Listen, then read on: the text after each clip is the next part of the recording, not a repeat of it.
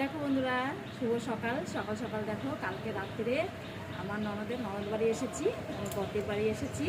এসে এখানে এত সুন্দর লাগছে। তা আমরা ছাদের উপরে কিন্তু একটা ঘর আছে, সেই ঘরের মধ্যে আমরা শুয়েছিলাম। খুব সুন্দর খোলামেলা জায়গা একদম, আর খুব ভালো লাগছে। তাই সকালবেলা পাশেই মন্দির আছে, সেই মন্দিরে এখানে এখন যাব একটু ঘুরতে।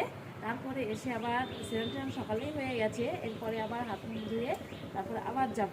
তো চলো সকালবেলা যাব আমরা মন্দিরে। বেশ হেভি লাগছে, দিদির বাড়ি এসে খুব ভালো লাগছে, খুব মজাও লাগছে। এখন নিচে সবাই আছে, আমি আবার ছাদের উপরে চলে আসলাম। ছাদের উপরেই আবার কিন্তু ছোট্ট একটা ঘর বানিয়েছে, সেই ঘরের মধ্যে খুব সুন্দর লাগছে। আর আশপাশটা দেখো হেভি সুন্দর। এই দেখো আশপাশটা খুব সুন্দর, একদম সবুজে সবুজ। তার পাশেই এই দেখো আম বাগান, দেখেছো?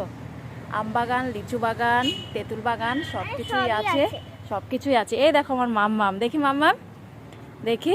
এই দেখো বড় পিসির বাড়ি এসে ভালো লাগছে, খুব ভালো লাগছে।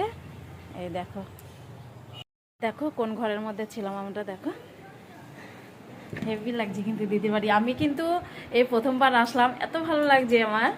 এই দেখো এই ঘরটাই আমাদের বেশ থাকতে দিয়েছিল, দেখেছো? ছাদের উপরে ছোট্ট একটা ঘর। বলো মা, কেমন লাগছে? বলো মা। খুব ভালো লাগছে।